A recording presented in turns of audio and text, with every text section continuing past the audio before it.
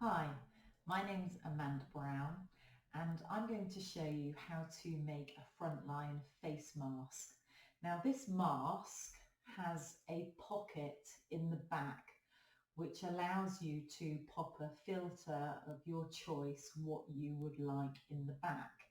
Now it's 2 layers of cotton fabric and it's a shaped mask, so it really does, I'm going to pop it on my face now, it really does sit on the face really nicely. And in the top, it has a pipe cleaner in the top, which allows, you can see, allows that to shape around the nose. And in the sides, we have elastic, which feeds through that channel. And then that can be tied around the ears, or where people are sometimes having bands at the back and they're putting buttons on, and you can have the elastic around there. So I'm going to show you how to make this mask now and give you a few tips along the way. These are the pattern pieces that make the mask, and you can download these pattern pieces on Facebook via the Frontline Facemask group. So you need to make sure that the printout is 100%, otherwise they'll be too big and you'll have to change the measurements. Okay, so it's 100% what you are actually printing out these pieces. Now when you have printed out those here, these are the pieces that you're ending up with. Now all the seam allowances are already included, so you have 4 pieces here, there. Now on these 2 pieces here, it says cut on the fold. So you would be folding your fabric and then placing the pattern here along the folded edge so it becomes one piece. What I'm suggesting to make the cutting process quicker, if you cut out the front and the back middle pocket so it's one piece like this. Yeah, so it will make, later on when I show you how to cut out, it will make it easier. All right, you can cut 2 or 3 masks out at once on these 2 pieces.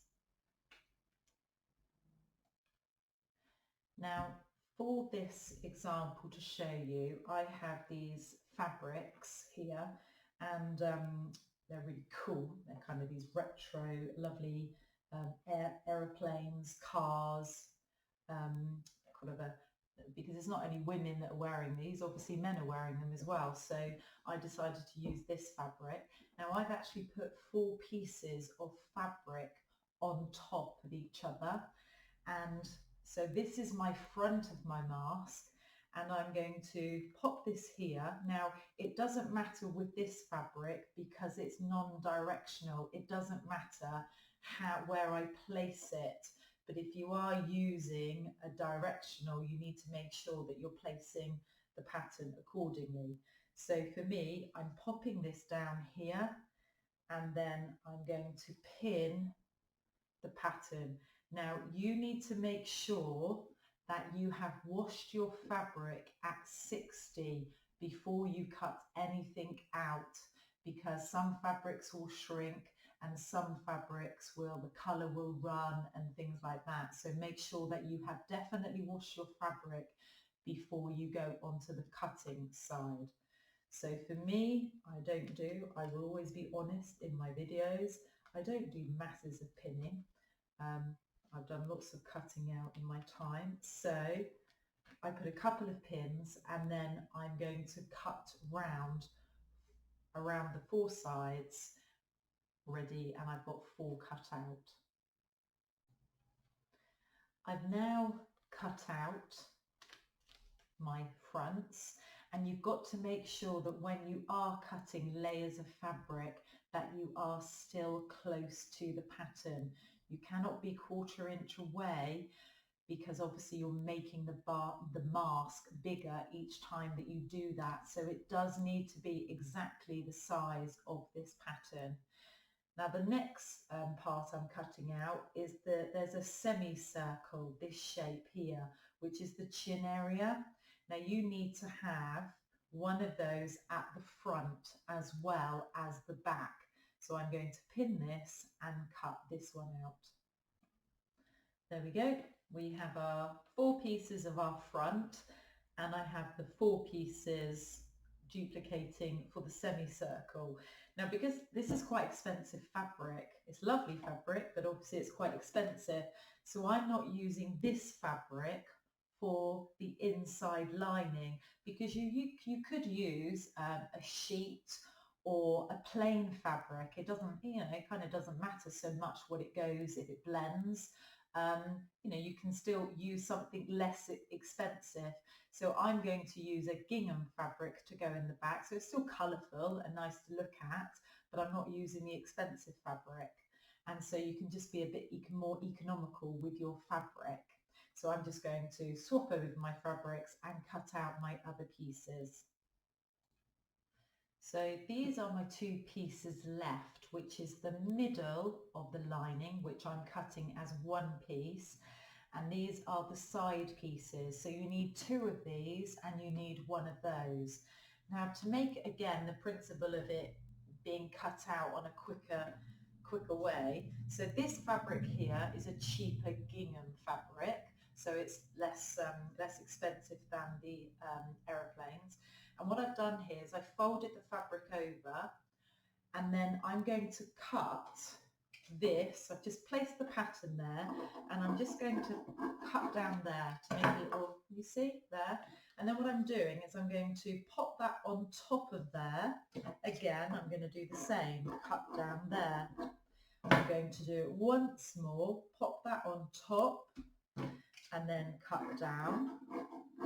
I'm just going to pop that behind me and sit on it.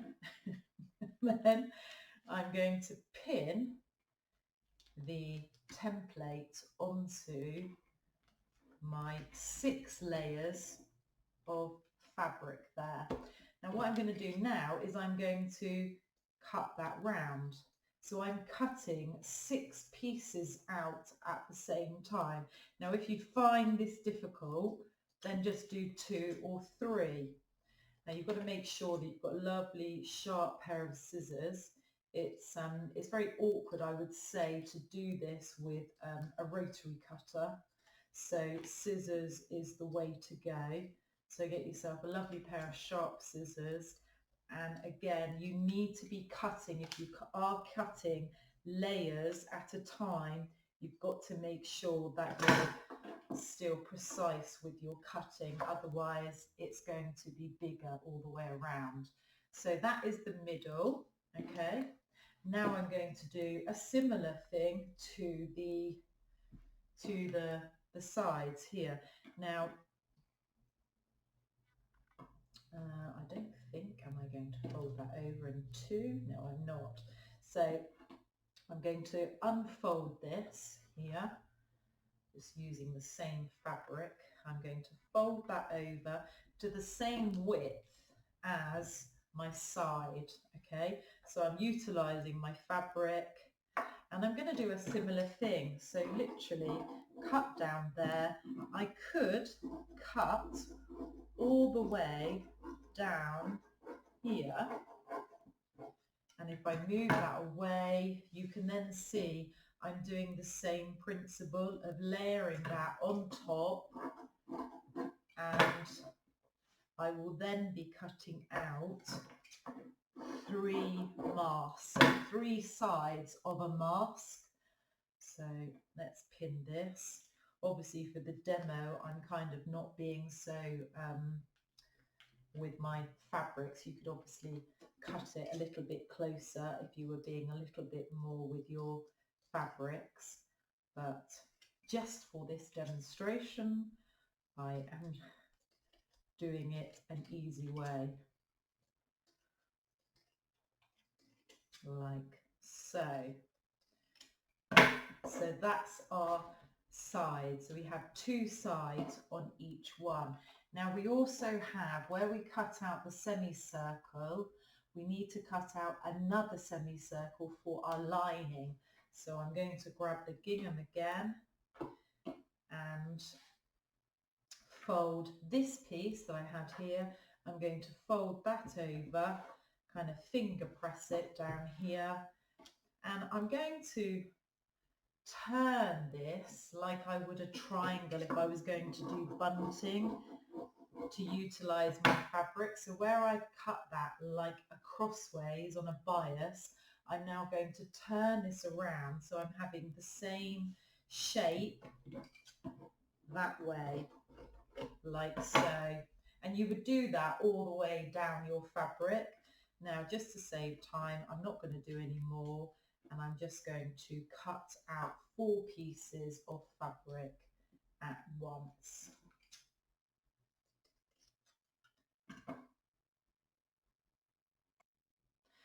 Now I've cut out all my pieces, I've taken my patterns off, and this is to show you how many pieces you have to make your mask. So now I'm going to stitch 2 masks at the same time to show you little tips that I've learnt along the way, how to make this a quicker procedure. So I'm going to take this off and move my machine onto the table. The next part now, we are going to machine our mask together, but I'm just going to show you a couple of tips of how to make this a faster motion. Now, this is your middle section here, and these are your 2 side bits. Now, the 2 long sides here and these 2 sides here, they need to be double turned and machined. A 1/4 inch double turn, not a single turn, because this mask is going to be washed a lot of times and so it's going to fray. So you do need to double turn and machine. If you have an overlocker, to ladies who have an overlocker, which is an entirely separate sewing machine, and the ladies who sew a lot, maybe you do have an overlocker, and an overlocker does an edge on the side. Now this is not using your overlocker on your sewing machine, a stitch that it will say it will look like an overlocker. It is an entirely separate sewing machine with 4 threads. Now you can overlock the 2 side edges if you wanted to, these 2 side bits down here, but you would cut 1/4 inch off so it turns out being the same size. So if you have an overlocker, you can overlock the 2 long sides, cutting a 1/4 inch off on a 4 thread overlocker. If you don't have an overlocker, we are double folding on the edge and we are machining.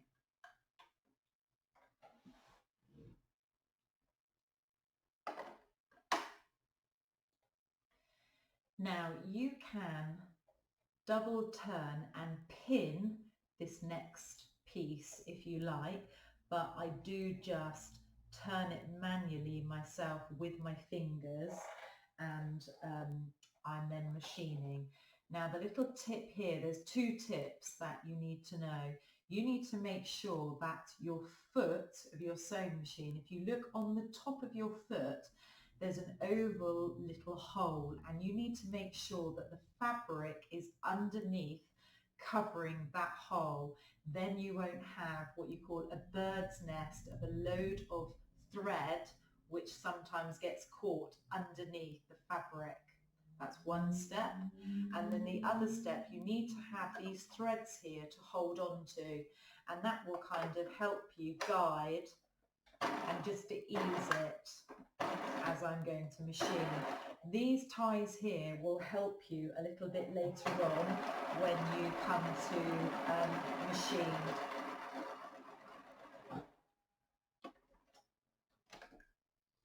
Now my foot just got stuck there underneath the machine. I I'm being real on this video. So now we're going to do the other side, okay? I'm not going to edit that bit. I think that's quite funny. So I'm now going to do the other side.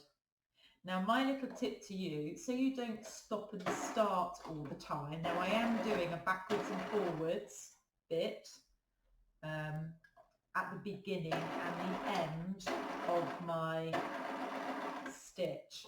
I'm going to go straight onto this middle section and I'm going to double turn the sides, pop that underneath my foot, and it becomes like a little conveyor belt of stitching. So you are not starting and stopping each, so you have to keep cutting your threads all the time. So that's what I'm doing. Now I have to do the other side here, double turn and machine. So you see I'm holding onto these threads at the back as I machine down, backwards and forwards, take out. So now I've machined my sides, I have to do the dart area, which is at the top of the nose, which is this triangle that's cut out. Now it is quite a sharp sort of point there. Now what I'm suggesting to you and is what I'm doing, when I machine down here, and it's a 1/4 inch seam allowance, I'm coming further down and I'm shaping it more of a nice curved dart rather than a very kind of point, and then it sticks off the nose. So on both instances, on the front of the mask and the back of the lining, I'm doing a nice shaped curve. Now I'm just going to do this one for you, and then I'm going to see if you can see it up when I hold it up against the camera. Now my stitch length as I'm machining, I have extended my normal stitch length. I normally do 2.5. I'm actually doing about 3.2. So it's a slightly longer stitch length than I would normally use. Now you might not be able to see that with the camera, but I curve this a lot further down, and I would do the same with the lining. So now it comes to placing the mask together. Now I have the wrong side of my front of my mask facing me, wrong side facing me, and now I'm going to get the lining. Now the wrong side of my lining goes down on top of the wrong side of my main. And the two darts, so it doesn't become thick in that area, I'm going to put the two seams going in opposite directions so it doesn't become thick. Now here, when it becomes to these shapes, I'm going to then make sure I've got the correct shape, and I'm placing again the two wrong sides together. I place that down here, and then I'm going to lay the middle on top of. The same with this one.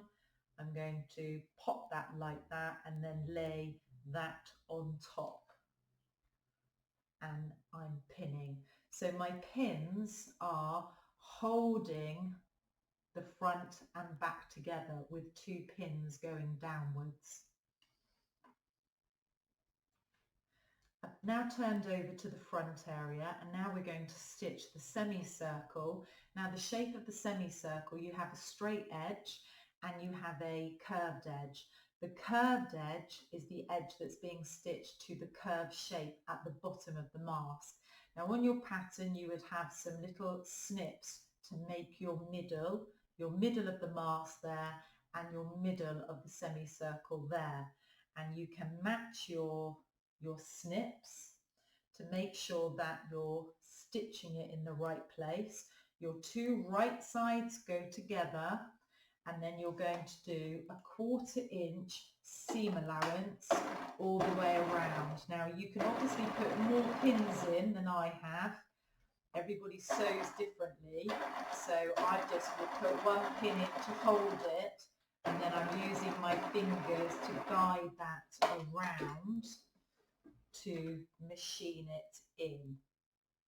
Okay, Now I'm going to go to the back, and so I'm lifting up, popping my hand underneath, and I'm just going to pin the two pieces, the two gingham pieces on top of each other to the same shape as the main piece, so they're not going to move around. Then same thing, I get my other semicircle, I have my snips of my middle and my snips of my middle here. I'm going to place my two my two right sides together, and I'm going to do the same thing.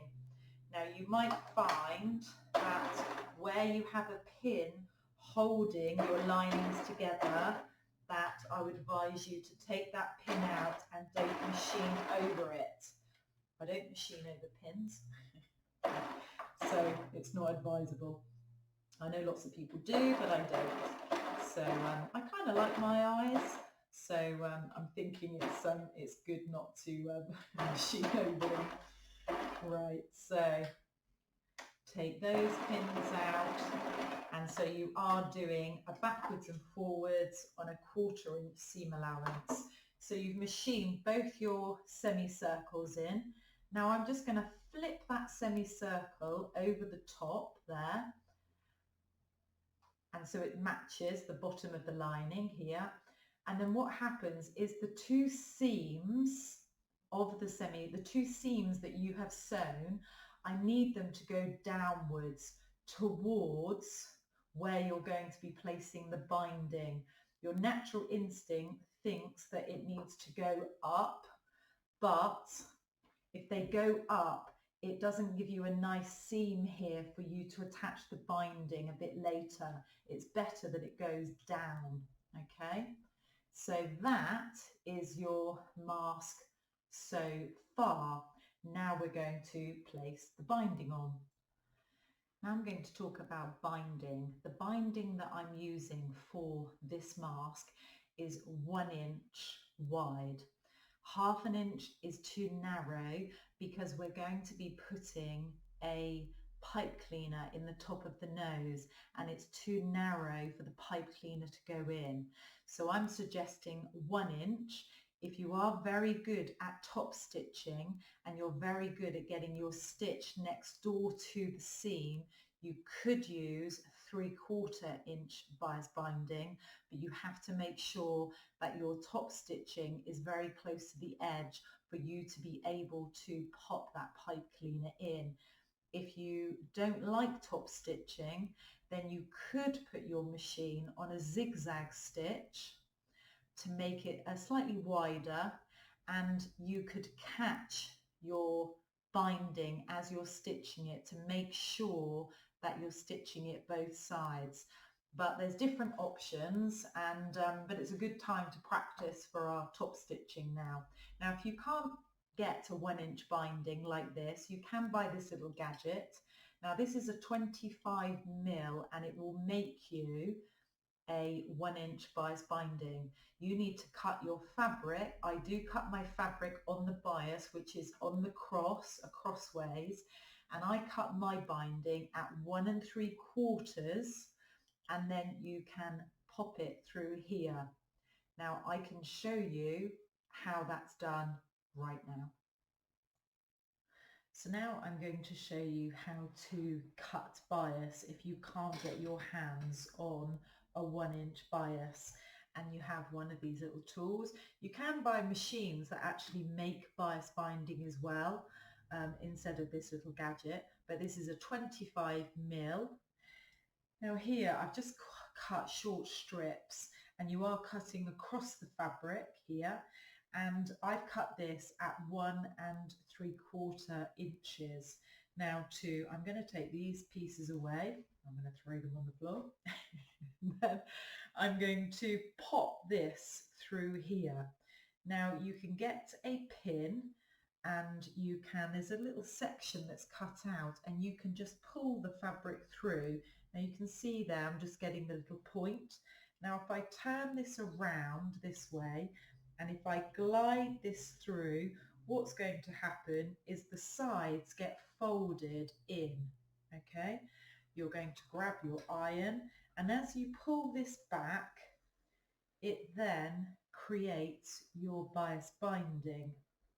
Now, like I said, I cut at 1 3/4 for this particular gadget because I find if I cut it 2 inches, it seems to meet in the middle more for some reason. So I've decided to cut it now at 1 3/4, and it doesn't overlap quite as bad.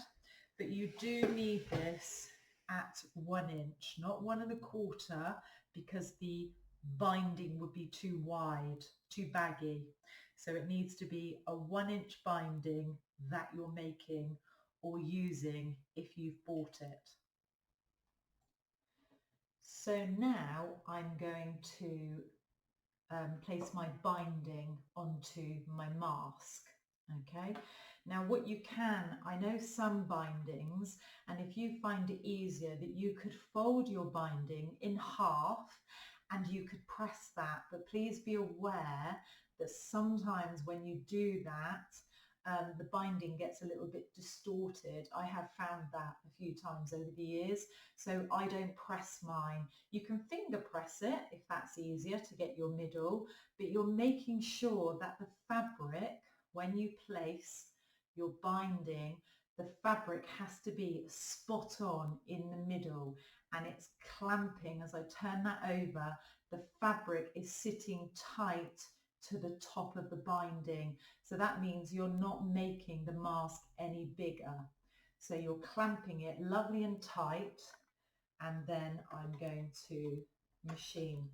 Now I'm using cream thread on everything that I am machining because it blends in with most things. If you were using black binding and you were a little bit self-conscious of your stitching, then change your thread to black or to a darker colour to match your binding.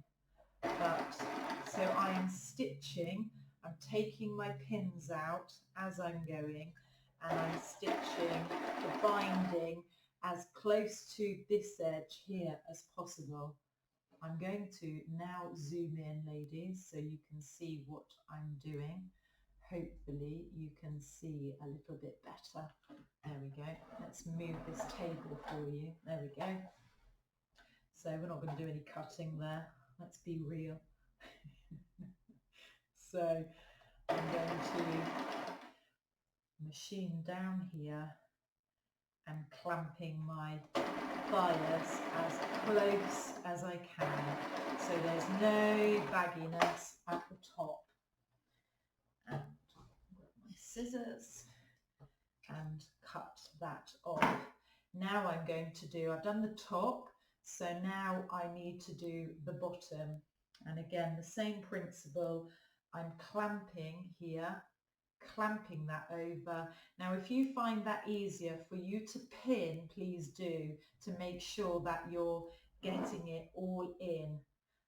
You do not need to copy me by not pinning it, and you're making sure that your stitching is holding both sides of the bias binding, which is where now I'm going to come back to the zigzagging element of it, that if you found it was easier to put your machine on a zigzag to catch the edge of the bias binding, you could.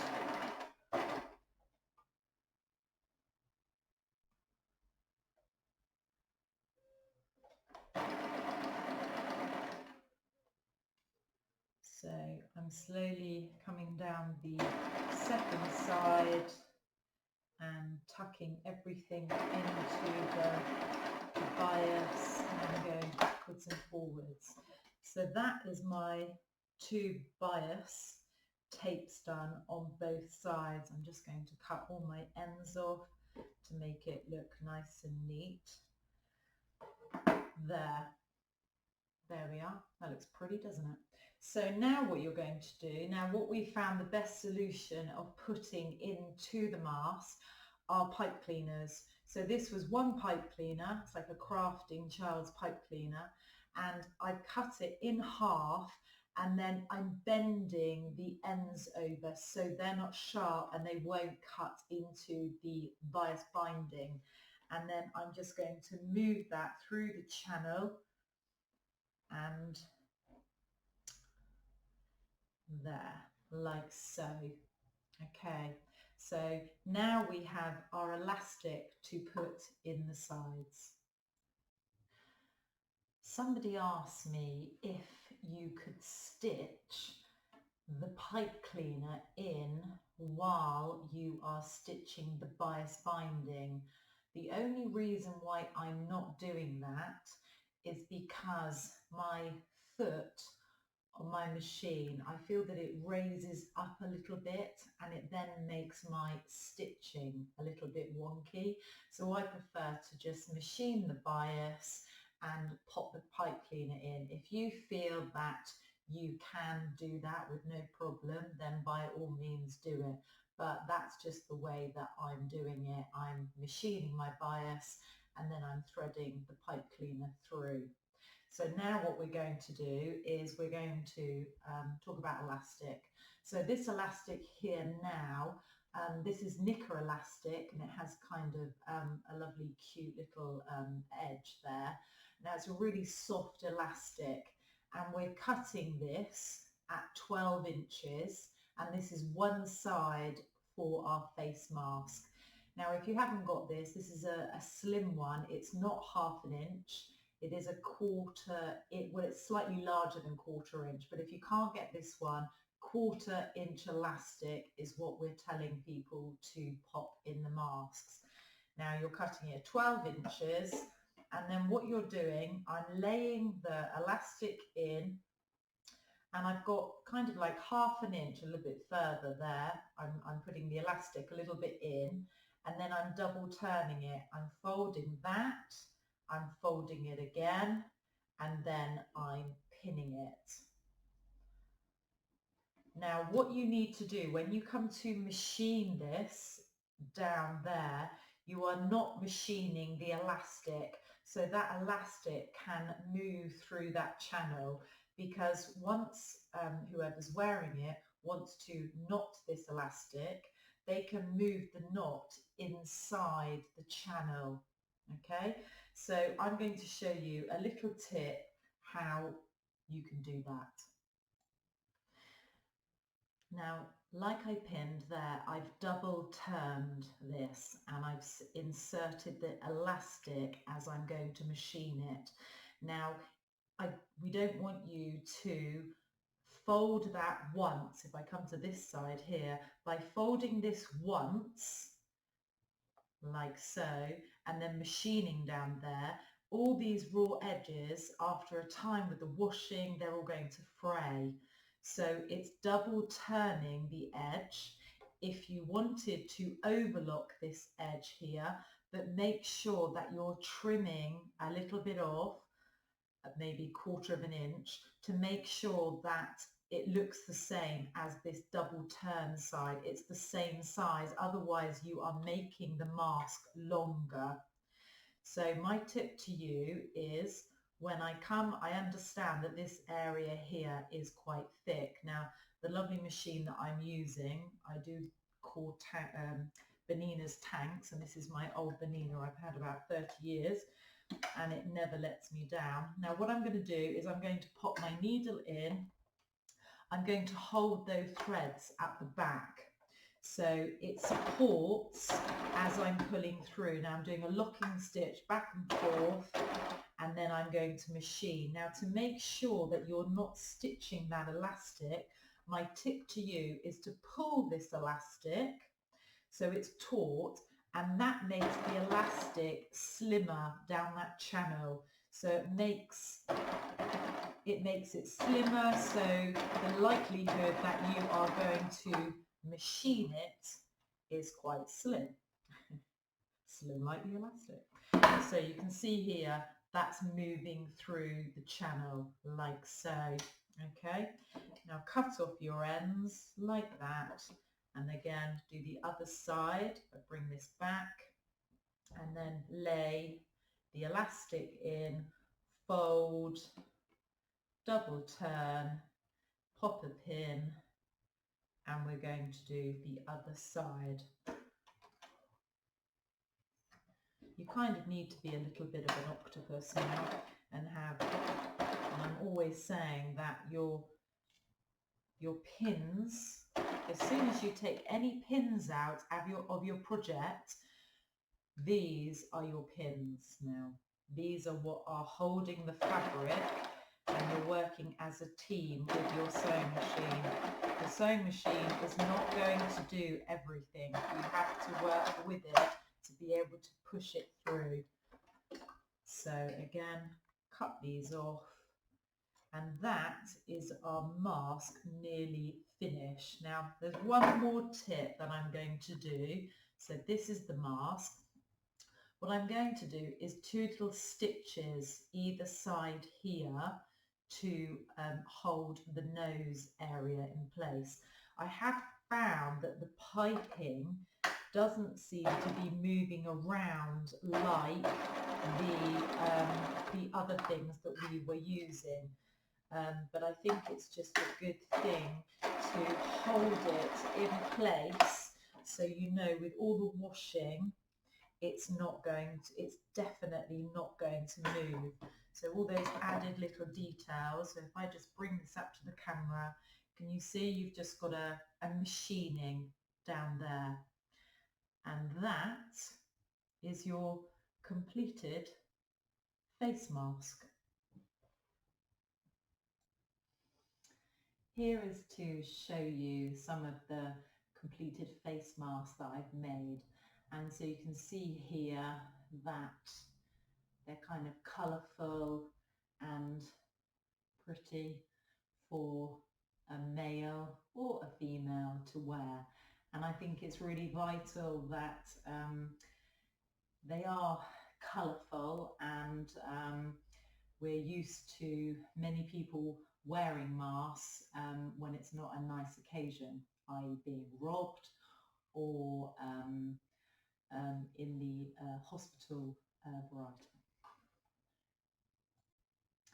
So here's just to show you some of the completed masks that I've made, and I really like my mask to be colourful because I think it's really important for one, the person that's wearing it, it's kind of nice and cheery, but also the person that's seeing them. I think it's really nice that you have something nice to look at. I'm not so keen on the black masks personally, that's my personal view. So I just think they look nice if they're all different colours. And obviously there is men out there, ladies, lots of us are using the lovely pretty fabrics, but there's lots of men out there that also need them. So in this I've made some, they've got motorbikes and cars and planes on. So I hope you enjoy making these frontline face masks, and I look forward to seeing you again. Thank you. Bye.